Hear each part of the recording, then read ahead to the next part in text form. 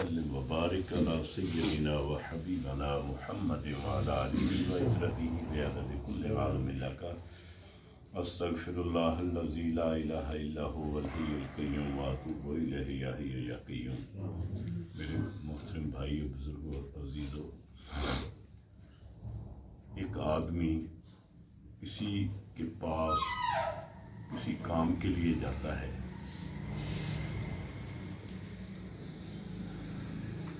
अब अगर तो उसका ये यकीन हो कि मैं जिसके पास जा रहा हूँ, जिस काम से जा रहा हूँ,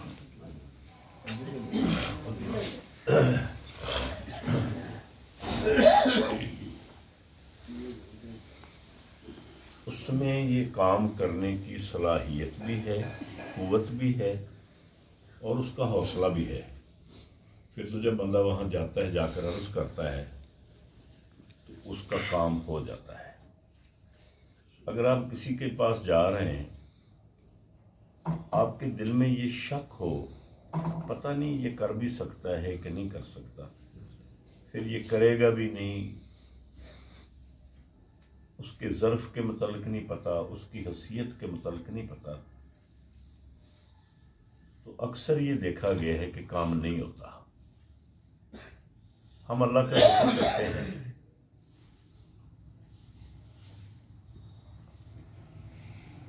हम कहते हैं या अरहम राहिमीन, ए सब रहम करनों से ज़्यादा रहम करने वाले। बंदे के ज़हन में ये तसव्वुर ज़ुबान की हद तक तो नहीं होना चाहिए, बंदे का ये यकीन होना चाहिए कि जिसको मैं पुकार रहा हूँ, क्या वो अरहमुर राहिमीन है। अगर तो ये यकीन हो कि वो अरहमुर राहिमीन है और इसकी शरह सदर भी हो कि वाकई वो अरहमुर राहिमीन है, तो एक दफ़ा कहने से वो इतना करीम है, फौरन ही रहम कर दे। सुभान अल्लाह। बाज़ औक़ात ये होता है सारी ज़िंदगी बंदा पढ़ता रहता है या हय्यु या क़य्यूम, या हय्यु या क़य्यूम, या हय्यु या क़य्यूम, मरते दम तक ज़ुबान तो पुकारती रही या हय्यु या क़य्यूम, लेकिन उस करीम की शाने हय्युन क़य्यूम की न समझ आई, न उसका इरफान नसीब हुआ, और बंदा भटकता रहता है, पता नहीं वो कैसे ज़िंदा करेगा, पता नहीं वो कैसे ज़िंदा है। तो ये जो शक व शुबहात की कैफियत है ना, ये आदमी को ज़िंदगी में कामयाबी के किसी ज़ीने पर चढ़ने नहीं देती। और बंदे की ज़िंदगी पैदा होने का मकसद ये बिल्कुल नहीं है कि रात को खाया सो गए, सुबह उठे खाया काम वाम पे चले गए, शाम को आया खाया सो गए। ये तो जानवर भी करते हैं। अल्लाह जो कहते हैं इंसान को कि इंसान अशरफुल मखलूक़ात है, इसमें अशरफियत वाली कोई ना कोई बात तो होनी चाहिए। अगर ये नहीं है तो फिर लंबे चौड़े दावे करना और कुछ बनना, ये कुछ बनना जो होता है ना, ये बंदे को ले डूबता है। आप देखें, हम बाबा जी हुजूर अलैहि रहमत के गुलाम हैं, उनका हुक्म है जिक्र की महफिल लगाओ। भाई साहब मुझे लेने के लिए गए, दरवाजे पर खड़े हुए, दो ही तरीके हैं, एक तो था कोई दरवाज़ा खड़का देते और खड़े रहते, लेकिन चूंकि गले में किसी की गुलामी का पटा है, उसकी आदात का पता है, उसके अतवार का पता है, उसकी कैफियत का पता है, ये बजाय वहाँ खड़े होकर ऊँची ऊँची जिक्र शुरू कर दे, या हय्यु या क़य्यूम, या हय्यु या क़य्यूम। उसकी बरकत ये हुई कि घर में जो सोया हुआ था वो भी जाग पड़ा। सुभान अल्लाह। अब अमल एक बंदे ने किया है, लेकिन इस अमल के पीछे जो रूह कार फरमा है ना, वो एक बंदे की है। सुभान अल्लाह, सुभान अल्लाह। अब अगर हमारा ये यकीन हो कि बंदा तो कुछ भी नहीं कर सकता, बंदा तो کچھ بھی نہیں کر سکتا، بندے کو تو اختیار ہی کوئی نہیں ہے، تو پھر کسی کو دیکھ کر یا کسی کے کہنے پر عمل کرنا جو ہوتا ہے وہ مجہول سا ہو جاتا ہے، اس کی حقیقت بندے کے قلب پر وارد نہیں ہوتی۔ اور جب تک بندہ کسی کی حقیقت کو اپنے دل و دماغ پر وارد نہیں کرتا، روٹین کا کام تو ہوتا رہتا ہے، فیض نہیں ہوتا۔ اب ہم اللہ کا ذکر کرتے ہیں، ہم نے کبھی سوچا ہے ہمارا رب ہے وہ کیسا ہے، وہ کتنا کریم ہے؟ یہ آپ کی سوچ پہ منحصر ہے۔ یا تو آپ یہ جیسے کہ ہمیں آج کل بتایا جاتا ہے، بس جی ادھر مرے، قبر میں گئے، جاتے ہی حساب کتاب شروع ہو گیا، لگی مار پڑنے، تو بندہ سوچنے پہ مجبور ہو جاتا ہے کہ یار ساری زندگی اس سے ڈرتے بھی رہے ہیں، جتنی وہ توفیق دیتا ہے اس کے مطابق وہ گناہوں سے بھی بچتے رہیں، پھر بھی قبر میں جا کر اس طرح ہونا عجیب سا لگتا ہے۔ کبھی سوچا ہے آپ نے یہ؟ دیکھیں نا، مثال کے طور پہ ایک آدمی ہے، ساری زندگی صرف زندہ رہنے کے لیے کھایا ہے، اتنا ہی رزق ملا ہے۔ تفکرات کا یہ عالم ہے کہ پہلے بچپنا تھا، ماں باپ کے زیر شفقت رہ کر وہ بچپنا تو گزرا، جیسے ہی بالغ ہوئے اپنی تعلیم، اپنا کاروبار، اپنی ان چیزوں کے فکر میں چلتا چلتا بندہ بوڑھا ہو گیا۔ اب فکر کیا، بچے ہیں، بچیاں ہیں، شادیاں کرنی ہیں، یعنی ایک دنیا داری کی روٹین کے فکر اور تفکرات اتنے بندے کے اوپر ہر وقت طاری رہتے ہیں کہ زندگی میں صحیح معنوں میں ہوش ہی نہیں آتی۔ ایسا ہے نا؟ بولو، ایسا ہے؟ یہ تو اللہ کا کرم ہے کہ اس نے صبر دیا ہوا ہے۔ میں نے بڑے بڑوں کو دیکھا ہے، گاڑیاں ہیں، بنگلے ہیں، دیکھنے میں ہم یہ کہتے ہیں اللہ تعالیٰ سے بڑا ہی کرم ہے بھائی، لیکن جب قریب جا کر دیکھا ہے فوراً اللہ کے یار سیتے دن والوں بہت ہی چنگے ہیں۔ پچھلے دن ہمارے گاؤں میں شاہ صاحب ہیں، یعنی ان کے دونوں میاں بیوی کی 1 کروڑ روپیہ تنخواہ تھی مہینے کی۔ دیکھ لیں 50 لاکھ روپے تنخواہ ہونا معمولی بات نہیں، تو وہ بہت بڑے لیول پہ تھے۔ ہمارے گاؤں کے ارد گرد جتنے سرکاری رقبے تھے وہ سب انہوں نے الاٹ کروا دیے، اب وہاں کالونی کاٹ رہے ہیں۔ تو مجھے پتہ چلا، لاہور سے ہمیں ملنے گیا، بہت مجھ سے شفقت کرتے ہیں، مجھے کہنے لگے کھانا کھانے لگا، وہ کھانا کھاتے ہیں۔ میں تو کھانا کھایا ہوں، کہ آجے یار پاس ہی بیٹھ جانا۔ میں بیٹھا ہوں تو میں دیکھ کر حیران رہ گیا، جس بندے کو صبح سے شام تک اور شام سے صبح تک اتنی ہوش نہیں کہ میں نے پیسے رکھنے کہاں ہیں، یعنی جو پیسے آ رہے ہیں ان کا تو کوئی حساب ہی نہیں ہے، ان کو یہ ہوش نہیں کہ میں نے پیسے رکھنے کہاں ہیں۔ تو میں نے یہ دیکھا، باجرے کی یا جو کی روٹی تھی، اتنی سی، شلجم کا سالن تھا، اور پیاز کاٹ کر اوپر ڈال کر وہ چھوٹے چھوٹے لقمے لے کے وہ کھا رہے تھے۔ میرا فوراً خیال گیا، اگر یہی کھانا کھانا ہے تو یہ تو اگر صبح بندہ جائے دیہڑی پہ 700-800 روپے کی دیہڑی لا کے شام آتی تو یہ بھی کھا سکتا بندہ۔ پھر یہ اتنے چکر کہ نہ تمیز حلال کی، نہ تمیز حرام کی، نہ سوچ حلال کی، کس کشمکش میں بندہ پڑا ہوا ہے۔ اگر یہی کھانا کھانا تو بندے کی زندگی کا مقصد تو صرف 3 ٹائم کھانا ہے بھائی، باقی یہاں تک بندے کی زندگی کے دیگر لوازمات ہیں۔ آپ تجربہ کر کے، بزرگ بیٹھے ہوئے ہیں میری بات کی تائید کریں گے، آپ مکان شروع کرتے ہیں، پیسہ پاس بالکل نہیں، تھوڑے سے پیسے ہوتے ہیں، اللہ کا نام لے کے شروع کرتے ہیں، مکمل ہو ہی جاتا ہے۔ سبحان اللہ۔ بچے اور بچی کی شادی کرنی ہے، پیسہ پاس کچھ نہیں، دن مقرر کر دیے ہیں، بندہ پریشان تو ہوتا ہے، لیکن شادی ہو ہی جاتی ہے، سبحان اور اللہ، الحمدللہ رب العالمین بندے کی سوچ سے بہتر ہو جاتی بے ہے۔ شک، یہ پاس کچھ نہیں لیکن کام سارے ہو جاتے ہیں، یہ اندر اندر کون سی قوت کار فرما ہے؟ اس قوت کو سمجھنے کا نام توحید ہے، اس قوت کو سمجھنے کا نام ذکر ہے، اس قوت پر فکر کرنے کا نام یہ ذکر ہے۔ اگر ہم صرف یہ یو یو یو یو ہل ہل کے ہم سب کرتے ہیں، ہمیں یہ پتہ ہی نہیں ہم پکار کسے رہے ہیں، تو پھر یہ ذکر تو نہ ہوا۔ اللہ کے حبیب صلی اللہ تعالیٰ علیہ وسلم آپ نے ارشاد فرمایا، صحابہ عرض کرتے ہیں یا رسول اللہ ہمیں کیسے پتہ چلے کہ ہمارا رب ہم سے پیار کرتا ہے؟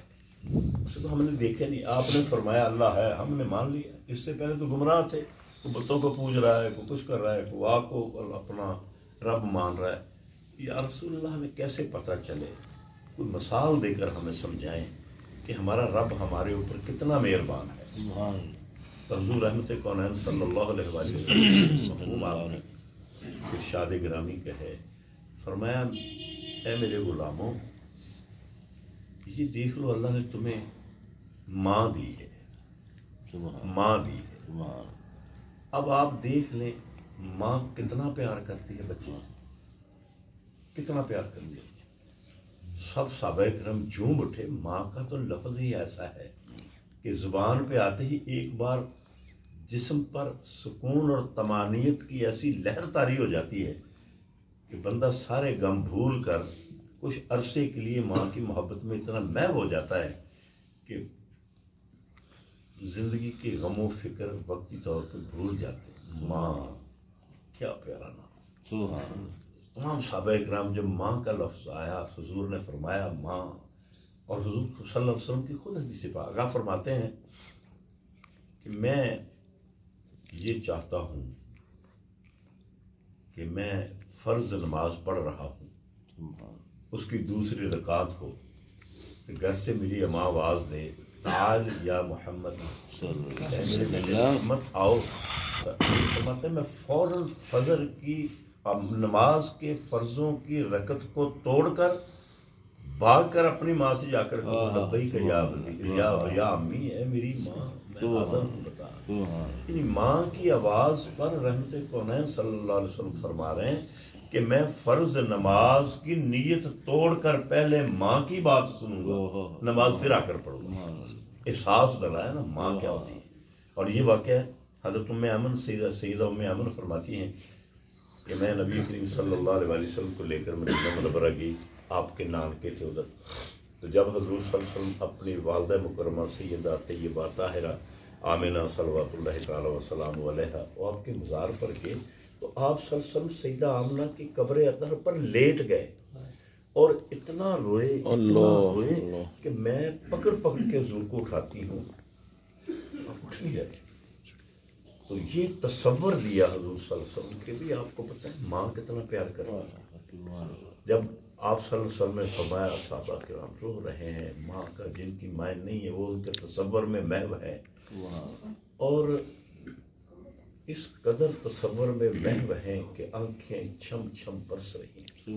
اب رحمت کونین صلی اللہ علیہ وسلم نے دیکھا میرے صحابہ کو ماں کے عرفان کی کچھ حقیقت سمجھ آ گئی، پھر فرماتے ہیں اے میرے پیارے صحابہ، جتنا یہ ماں تم سے پیار کرتی ہے تمہارا رب اس سے 100 گنا زیادہ تم سے۔ سبحان اللہ، سبحان اللہ، سبحان اللہ، سبحان اللہ۔ اب اس تصور کے ساتھ کہیں ایک بار یا ارحم الراحمین، یا ارحم الراحمین، یا ارحم الراحمین، یا ارحم الراحمین۔ بندے کے دور دور کہیں تصورات میں عذاب کا تصور ہی ختم ہو جاتا ہے، سبحان اللہ، پریشانی کا تصور ہی ختم ہو جاتا ہے، دکھ کا تصور ہی ختم ہو جاتا ہے۔ یہ جتنی ہماری پریشانی ہے یہ ہمارے خیال کی پیدا کرتا ہے۔ بندہ بیٹھا ہے، وہ بیٹی ویانی ہے، پتر ویانا ہے، کاروبار کرنا ہے، ابھی نہ کاروبار کا پروگرام ہے نہ بیٹی کی شادی کا کوئی پروگرام ہے، پہلے ہی فکر کر کے اپنے اوپر ٹینشن سوار کر کے شوگر ہو گئی. لیکن جب وہ شادی کا موقع آنا ہے، پیسے بھی آ جانے ہیں، کاروبار کرنا ہے، پیسے بھی آ جانے ہیں، صرف اپنے ذہن کو اس احکم الحاکمین کی بارگاہ میں لے جا کر اس کا بندہ بن کر یہ تصور ذہن میں بٹھا لیں کہ میرا اللہ ہے کیا. سبحان اللہ سبحان اللہ. ہے کیا. حضور صلی اللہ علیہ وسلم نے ماں کی مثال دی. ایک بزرگ ہے سیدنا مالک بن دینار رضی اللہ عنہ، تابعین ہیں وہ. آپ کو پتہ تابعین کسے کہتے ہیں؟ جنہوں نے صحابہ کو دیکھا ہو. تابعین کہتے ہیں جس بندے نے ایمان کی حالت میں اللہ کے رسول کے کسی صحابی کی زیارت کی ہو اسے تابعین کہتے ہیں. سبحان اللہ. اور بزرگ جو ہمارے خواجگان طریقے سے ان کے مطابق سرور عالم صلی اللہ علیہ وسلم کے بعد حضور کے صحابہ ہیں، صحابہ کے بعد تابعین ہیں، تابعین کے بعد تبع تابعین ہیں کہ جنہوں نے کسی صحابی کے دیکھنے والے کو دیکھا ہو اسے کہتے ہیں تبع تابعین. ان کے مراتب اتنے عظیم ہیں. بات میں کھل کے کروں گا تو شاید کسی کے دل میں کوئی ایسا خیال آ جائے. ہمارے خواجگان کے مطابق تبع تابعین تک کے جتنے لوگ ہیں وہ ساری جنتی ہیں. سبحان اللہ. کریم صلی اللہ علیہ وسلم. ہمارا آج کل کیا ہے، وہ اپنے مسئلے کی ضد میں ہم نعرے لگاتے ہیں سب صحابہ، دوسرے کہتے ہیں جنتی بھی. صحابہ کرام کو جنتی کہنے کے تمہارے نعروں کی ضرورت نہیں ہے. یہ تو تمہارے ایمان پر اور تمہاری سوچ پر منحصر ہے کہ آپ صحابہ کرام رضوان اللہ تعالیٰ علیہم اجمعین کے مطلب کیا تصور رکھتے ہیں. اور عقیدت اور محبت کا تو یہ تقاضا ہونا چاہیے کہ میرے پیر کی جس نے زیارت کی وہ بھی جنتی ہے. اس لیے کہ پیر بندہ اس وقت بنتا ہے جب سرور عالم صلی اللہ علیہ وسلم کی سچی غلامی میں آ جاتا ہے. تو حضرت مالک بن دینار حج پہ گئے، بہت پرانا. بھئی پھر بنا لیں آپ توجہ سے بات سنتے رہیں. اندر اگر فلم بن گئی نا تو اس کی تو ضرورت ہے. سبحان اللہ. توجہ جب توجہ ہٹتی ہے نا پھر اثر نہیں ہوتا. بات سنیں آپ، میں کس انداز سے حضور صلی اللہ علیہ وسلم کے کرم کی بات آپ سے بیان کروں. مقصد تو زندگی کا جو ہے وہ مرنے کے بعد بخشش ہی ہے. اگر ساری زندگی عیش و آرام سے گزری، مرنے کے بعد حساب کتاب میں آ کر بندہ فیل ہو جاتا ہے تو ساری زندگی کا مقصد تو فوت ہو گیا. اور ایک آدمی زندگی میں تنگ دستی کی زندگی گزارتا ہے، بالکل کھانے کو بھی وہ اتنا ہی کہ بس جان سلامت رہے. وہ قبر میں جاتا ہے، دیکھ جاتے ہی نکیرین اس کا احترام کرتے ہیں، اسے مبارک دیتے ہیں، جنت کی بشارت دے دیتے ہیں. اس کا مطلب یہ بڑے بڑے محلات والے اور بڑے بڑے بادشاہوں سے بہتر وہ فقیر ہے جو قبر میں جاتا ہے تو نکیرین اسے مرحبا کہہ کر اسے جنت کی بشارت دیتے ہیں. اور اس چیز کی سمجھ تب آتی ہے کہ آپ اپنی زندگی میں کسی شخصیت کو تو سمجھیں. جب کسی شخصیت کے متعلق آپ کے ذہن میں خیال آ جائے گا ماشاءاللہ بھی یہ اتنے مرتبے والا بندہ ہے، تو پھر آپ کے دل میں فوراً بھئی یہ جس کا ہے اس کا عالم کیا ہوگا. اب دیکھیں نا بابا جی حضور ہیں. میں بچپن سے چھوٹا سا بچہ تھا جب میں پہلی بار حضور کی بارگاہ میں گیا. آج مجھے کوئی عالم دین بڑا پڑھا لکھا بندہ کتابیں ہر وقت کتابوں کے جرمٹ میں رہنے والا تحقیق کر کے یہ کہے کہ نبی کریم صلی اللہ علیہ وسلم کے علم غیب نہیں تھا معاذ اللہ، تو میں تو نہیں مانتا. میں نے تو علم غیب اپنے پیر میں دیکھا ہے جو رحمت کونین کے 14 صدیاں بعد دنیا میں آیا ہے. میں نے تو غیب کا علم اللہ تعالیٰ نے اس کو عطا کیا اور میں نے دیکھا ہے. رحمت کونین صلی اللہ علیہ وسلم کی کیا بات ہے. ان کے متعلق ہمارا یہ گمان بھی کرنا کہ ان میں یہ تھا یہ نہیں تھا، ایمان تو رہ نہیں جاتا. بھلے آپ نمازیں پڑھیں، روزے رکھیں، سب کچھ کریں، اگر سرکار صلی اللہ علیہ وسلم کی شان محبوبیت کا ہی آپ کو پتہ نہیں. اللہ فرماتے ہیں اے میرے حبیب تو میرا محبوب ہے. صحابہ کرام بیٹھے ہیں، ایک صحابی تذکرہ کرتا ہے آدم علیہ السلام صفی اللہ تھے، دوسرا صحابی تذکرہ کرتا ہے نوح علیہ السلام نجی اللہ تھے. تذکرہ کریں انبیاء کرام کو. حضور تشریف لائے، فرمایا میرے صحابہ کیا کہہ رہے تھے؟ کہا جی میں آدم صفی اللہ، نوح نجی اللہ، موسیٰ کلیم اللہ، عیسیٰ روح اللہ، ان کے تذکرے کر رہے تھے. تو حضور صلی اللہ علیہ وسلم مسکرا کے فرماتے ہیں میرے صحابہ آدم صفی اللہ تھے یا ہیں، نوح نجیب اللہ ہیں، موسیٰ کلیم اللہ ہے، عیسیٰ روح اللہ ہے، لیکن میں حبیب اللہ ہوں۔ سبحان اللہ، سبحان اللہ۔ اب خود فرما رہے ہیں میں اللہ کا حبیب، سبحان اللہ۔ اللہ خود فرما رہے ہیں اے حبیب اپنے غلاموں سے کہہ دو قل ان کنتم تحبون اللہ، اگر تم یہ چاہتے ہو کہ اللہ سے تم محبت کرو، اس کا ایک ہی طریقہ ہے فاتبعونی، تیری غلامی میں آ جائیں، تجھے مان لیں، جس نے تجھے مانا ہے اس نے مجھے مانا ہے۔ حبیب جو تیرا منکر ہے وہ میرا منکر ہے، بھلے میں بے شک، سجدے ہی کرتا بے شک، بے شک۔ بے شک بے شک۔ تسلیم کیا کروایا؟ میرے حبیب کو تسلیم کرو۔ اب محبوب محمد رسول اللہ تو ہم مانتے ہیں، ساتھ میں یہ کہہ دیتے ہیں وہ قبر میں چلے گئے، استغفر اللہ، استغفر اللہ، استغفر اللہ۔ فوت ہو گئے، اب وہ کچھ نہیں کر سکتے، پھر وہ حبیب کیسا ہے؟ کبھی سوچتے ہیں حی قیوم مالک ہو جو سدا زندہ ہے سبحان اللہ۔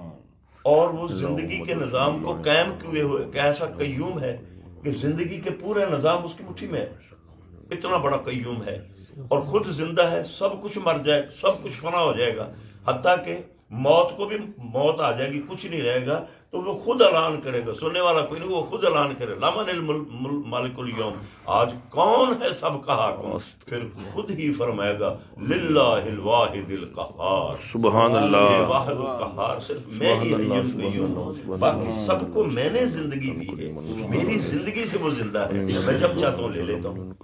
تو اب اتنا بڑا حی قیوم ہو تو حبیب اس کا مردہ ہوگا؟ استغفر اللہ، نعوذ باللہ۔ سوچیں تو صحیح، ہماری سوچ کا معیار کس قدر نیچے گر چکا ہے کہ نہ ہم اپنے آقا و مولا صلی اللہ علیہ وسلم کی عظمت کے واقف ہیں، نہ اس مالک کائنات کے واقف ہیں جو قرآن کریم کے ایک ایک حرف سے اپنی شان عفو، اپنی شان درگزر، اپنی شان رحیمی کا اعلان فرما رہا ہے۔ تو جس کا ہم ذکر کرتے ہیں اس کی کچھ نہ کچھ تو سمجھ ہونی چاہیے۔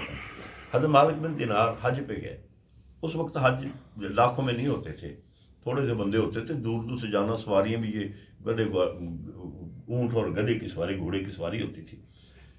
اب حج ہو گیا، مینا میں آئے، سوچ میں پڑے ہوئے ہیں، اور اللہ کی بارگاہ میں عرض کرتے ہیں یا اللہ کرم تو فرما دے، آج مجھے بتا دے جتنوں نے حج کیے سب کا حج ہو گیا، سب کا حج ہو گیا۔ آپ دیکھیں اللہ کے ولیوں کی پرواز کتنی بلند ہے، براہ راست اللہ سے مخاطب، یا اللہ حج ہو گیا، اور اللہ کریم اپنے حبیب کے صدقے اپنے محبوب کے غلاموں کو یہ قوت عطا فرمائی ہوئی ہے کہ وہ سوال کر سکتے ہیں اور اس کا وہ جواب دیتا ہے، اس کا جواب دیتا ہے۔ ان کے کانوں میں آواز آتی، فرمایا ہاں سب کا حج قبول ہو گیا، ایک کا نہیں ہوا۔ یا اللہ وہ کون ڈر آ گیا کہ کہیں وہ ایک میں ہی نہ ہوں، ڈر دے۔ ہر وقت اس کی بارگاہ میں ڈر سے ہی رہنا چاہیے۔ وہ بندہ جو ہوا، بندے کا مطلب ہی کیا ہے؟ بس مالک کے سامنے وہ کچھ نہیں، فنا ہے مالک کی ذات میں۔ جب مالک کا تذکرہ آ جاتا ہے بندے کی حیثیت ختم ہو جاتی ہے۔ تو عرض کرتے ہیں یا اللہ یہ بھی کرم فرما دے، وہ کون ہے؟ آواز آتی ہے، اس کا نام ہارون بلخی ہے۔ ظاہر ہے حج قبول نہیں ہوا تو حج پہ تو آیا ہی ہوگا نا، تو تبھی قبول نہیں ہوا نا۔ اب اٹھے، مینا میں گھوم رہے ہیں، ابھی تو مینا الحمدللہ بھر جاتا ہے، 40-50 لاکھ بندے، تھوڑے سے بندے ہوتے ہیں، یہ کون جی، یہ ایران سے ہیں، یہ پاکستان سے ہیں، اپنے اپنے تھوڑے تھوڑے خیمے لا کے بیٹھے ہیں۔ تو پوچھتے پوچھتے چلے گئے کہ بھی بلخ سے بھی کوئی بندے آئے ہیں حج کرنے کے لیے۔ سمجھ میری بات کی آ رہی ہے نا؟ ہاں جی آ رہی ہے جو ہے نا سب الحمدللہ۔ بلخ سے بھی بندے، ہاں جی وہ سامنے خیمے جو لگے وہ بلخ کے ہیں، 500-700 بندہ تھا۔ جا کر پوچھتے ہیں بھی آپ میں کوئی ہارون بھی ہے؟ تو وہ ایک بندہ کہتا سبحان اللہ جی آپ نے کس کا نام لے دیا، وہ تو ہمارے علاقے کے ولی اللہ ہیں۔ تو وہ بندوں سے گفتگو کم کرتے ہیں، وہ پہاڑ کی اوٹ میں اکیلے ہی چھوٹا سا خیمہ لگایا ہوا ہے اور اس میں وہ عبادت کرتے ہیں۔ تجسس بڑھ گیا، لوگ کہہ رہے ہیں ولی اللہ ہے، ہمارا سردار ہے، اوپر سے آواز آ رہی ہے اس کا ایک ہی حج قبول نہیں ہے۔ اس کے پاس چلے گئے، جب جا کر کہا السلام علیکم، تو وہ آگے سے کہتے ہیں وعلیکم السلام یا مالک ابن دینار۔ سبحان اللہ۔ ایک دم ایسے گھبرا گئے کہ اس کو تو میرے نام کا بھی پتہ ہے، حالانکہ نہ میرے شہر کا ہے نہ میرے قبیلے کا ہے، اس کو میرے نام کا بھی پتہ ہے۔ تو حیران ہوئے نا، تو وہ ان کی حیرانی دیکھ کر وہ پوچھتے ہیں، خود ہارون رحمہ اللہ خود پوچھتے ہیں کہ ہاں تو نے آواز سنی ہے نا کہ ہارون بلخی کا حج قبول نہیں ہوا؟ تجسس اور بڑھ گیا کہ یا اللہ یہ کیا معاملہ ہے تیری حکمتوں کا۔ سوچ میں پڑ گئے، کیسے سوچو نہیں، یہ میرا اس کا معاملہ ہے۔ وہ کہتے ہیں تو مجھے بتا تو دے، تو اتنا بصارت اور بصیرت رکھتا ہے، میرے آنے کا تجھے پتہ ہے، میرے نام کا تجھے پتہ ہے، اور میں کیوں آیا ہوں تجھے یہ بھی پتہ ہے، یہ ایسا کیوں ہے؟ کہنے لگا ایک جرم کیا تھا، ایک جرم کیا تھا۔ آپ نے تو ایک حج کی آواز سنے، مجھے 24 سال ہو گئے ہیں حج پر آتے، 24 سال جب حج مکمل ہوتا ہے یہ آواز آتی ہے تیرا حج قبول۔ استغفر اللہ استغفر اللہ۔ سوچ میں پڑ گئے، کیوں قبول نہیں ہے؟ مجھے وجہ تو بتا، کہ ایسا نہ ہو کہ یہ نقص مجھ میں بھی ہو۔ اب ہارون بلخی کہہ رہے ہیں، مالک ابن دینار سن رہے ہیں، تیسرا بندہ پاس کوئی نہیں ہے۔ کہتے ہیں ہوا یہ، باپ فوت ہو گیا تھا، یتیم پیدا ہوا، پلا بڑا، ماں نے بہت محنت کی میری ماں نے مجھ پر۔ ایک وقت ایسا آ گیا ماں بوڑھی ہوگی، میری خدمت کی محتاج ہوگی، اور اللہ نے مجھے کروڑ پتی کر دیا۔ ایسا شیطان کے غلبے میں آیا کہ کوئی برائی ایسی نہیں تھی جو مجھ میں نہیں تھی، تو میری ماں بہت مجھے کوستی تھی۔ ایک دن میں شراب کے نشے میں دھت آیا گاؤں میں اپنے میں، میری ماں تنور پہ کھڑی تھی، تو میں دھت تھا نشے۔ میں نے جب قریب آیا تو میری ماں نے میرا بازو پکڑ کے کہا، ہارون توبہ کیوں نہیں کرتا میرے بیٹے، میں نے کیسے تجھے پالا ہے، اب میری زندگی کا وقت قریب ہے، میں چاہتی ہوں بیٹا میں تجھے اللہ کا نیک بندہ دیکھوں۔ اب ماں نصیحتیں کرنے لگی، نشے میں تھا، کہتے ہیں میں نے زور سے ماں کے منہ پر تھپڑ مارا۔ ماں کھڑی تھی تنور پر۔ اب آپ کے دل میں یہ تصور ہوگا کہ ہمارے تنور جو ہیں عربوں کے تنور اس طرح کے نہیں ہوا کرتے تھے، وہ دیوار چھوٹی چھوٹی ایک ایک اینٹ کی طرح لگائی، اس کے اوپر آگ جلائی، آگ جلا جب دیکھا نیچے زمین جو ہے وہ گرم ہو گئی ہے، ہاں جی، تو آگ کو جھاڑو سے صاف کر دیا، وہ نیچے جو گرم زمین اس کے اوپر روٹیاں لگاتے تھے۔ میں لیبے میں رہوں، ابھی بھی وہاں جو پرانے دیہاتی لوگ ہیں عرب، ابھی بھی وہاں روٹیاں ایسی پکتی ہیں، مدینہ عالیہ میں بھی ایسی پکتی ہیں۔ اور کبھی کبھی اگر اللہ تعالیٰ آپ کو بار بار مدینہ شریف لے کے جائے، آمین، مجھے بھی، تو وہاں جو دیہاتی بدو ہوتے ہیں وہ جب آتے ہیں نا مثلا شریف میں، تو ان کے تھیلے میں وہ اتنی موٹی روٹی ہوتی ہے، اتنی ملائم اور اتنی مزہ، وہ پھر محبت سے دیتے ہیں۔ یعنی جیسے آج ہمارے دور میں آپ دیکھ لیں کوئی چیز ایسی جو پہلے وقتوں میں پکتی تھی آج نہیں پکتی۔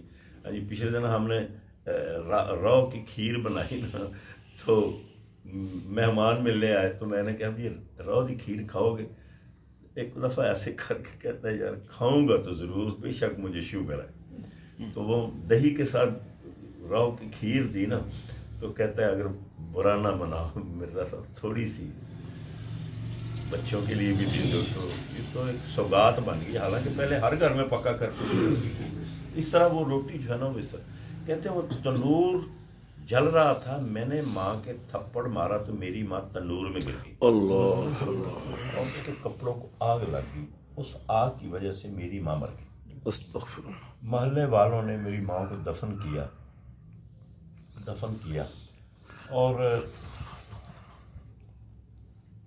مجھے خبر ہی نہیں۔ صبح میرا تھوڑا سا نشہ اترا، میں نے دیکھا گھر میں کچھ ماحول خراب ہے، میں باہر نکلا تو مجھے کہا بدبخت تجھے پتہ نہیں تیری ماں مر گئی ہے، جل کے مری ہے۔ وہ کیسے؟ تو آیا تھا، اس نے تجھے سمجھایا ہے، تو سمجھا نہیں، تھپڑ لگا ہے، اور وہ تنور میں گری، آگ لگی، کہاں ہے میری ماں؟ تو رات میں دفن کر دی تھی۔ کہتے ہیں مالک میں نے اسی وقت توبہ کی، جتنا میرا کاروبار تھا میں نے چند دنوں میں سارے کا سارا اللہ کی راہ میں دے دیا اور میں مکہ آ گیا۔ 24 سال ہو گئے ہیں میں حج کرتا ہوں، کسی نہ کسی اللہ کے بندے کو اللہ بتا دیتا ہے سب کا حج قبول ہے، ہارون بلخی کا حج قبول نہیں ہے۔ ہارون بلخی نے جب ماں کے ساتھ یہ رویہ دیکھا تو غصے میں آئے، اس کا دل بھی، آپ نے کھینچ کے تھپڑ ہارون بلخی کے منہ پہ مار دیا کہ تو اتنا بدبخت ہے، ماں کے ساتھ یہ عالم کیا ہے۔ اب سمجھتے جائیں میری بات کو سٹیپ بائی سٹیپ۔ میں نے آپ سے یہ کہا ہے وہ ارحم الراحمین ہے، اور اس کی شان رحمان کو سمجھنے کے لیے اللہ کے حبیب نے جو جس شخصیت کا تعارف کرا اس کا نام ماں ہے۔ اب آپ سوچتے جائیں، کہتے ہیں میں نے تھپڑ مارا اور غصے میں اٹھ کے آ گیا، اپنے خیمے میں آیا، رات کو میں سویا، خواب میں حضور نبی کریم صلی اللہ علیہ وسلم تشریف لائے اور آپ فرماتے ہیں او مالک تو نے ہارون کو تھپڑ کیوں مارا؟ جب تجھے پتہ چل گیا تھا حج کو تھپڑ کیوں مارا؟ عرض کرتے ہیں یا رسول اللہ اس نے ماں کی گستاخی کی تھی، میرے دل میں ماں کی محبت تھی، ماں کی محبت نے جوش مارا، میں نے تھپڑ مار دیا۔ رحمت کونین صلی اللہ علیہ وسلم فرماتے ہیں مالک جس ماں کی وجہ سے وہ اس عذاب میں ہے، قیامت کے دن اس کی ماں نے ہی اس کو چھڑانا۔ سبحان اللہ۔ اب دل میں خیال آ گیا حج قبول نہیں ہو رہا، ماں مر گئی، یہ ماں کیسے چھڑائے گی؟ میرے بھائیو، ماں کو ہر وقت دماغ میں تازہ رکھو اور پھر پڑھو سبحان ذی الملک والملکوت، وہ بادشاہوں کا بادشاہ پاک ہے، سبحان العزت والجبروت، وہ بہت جبروت ہے، جبار ہے، قہار ہے، لیکن ساتھ ہی تصور کریں میری ماں سے 100 گنا زیادہ مہربان ہے۔ سبحان اللہ۔ میری ماں کتنی بھی غصے میں ہو، میری ماں کتنی بھی غصے میں ہو، میں نے اپنی آنکھوں سے کئی بار دیکھا ہے، بیٹا باہر جرم کر کے اندر باہر پولیس آتی ہے تو کہتی ہے قتل کر کے ہے، تو ماں قسمیں اٹھا رہی ہے جھوٹی، میرا پتر تو کیڑی نہیں مار سکتا، تسی کیڑے قتل کی گل کرتے، یہ ہے ماں۔ اب اس ماں کے تصور کے ساتھ یا حی یا قیوم کو دماغ میں بٹھاؤ، پھر تمہارا یقین کامل ہوگا۔ حضور صلی اللہ علیہ وسلم فرماتے ہیں یہ ماں کی وجہ سے بخشا جائے گا۔ تو حضرت مالک بن دینار فرماتے ہیں یا رسول اللہ یہ کیسے ممکن ہے؟ اب آپ دیکھیں مستند واقعہ ہے، یہ ایسی پہیلی نہ سمجھے آپ، اس میں حضور رحمت کونین کی شان، عظمت اور حضور کی محبوبیت کا بیان ہے۔ مالک بن دینار عرض کہتے ہیں یا رسول اللہ آپ مجھے مشاہدہ نہیں کروا دیتے کہ میں دیکھوں یہ کیسے بخشا جائے گا؟ تو رحمت کونین حبیب رب العالمین ہے، اللہ نے اختیار دے، محبوب نے ایسے تھوڑا سا پردہ اٹھایا، قیامت کا سما شروع ہو گیا، ابھی آنی ہے، مرنا ہے، پھر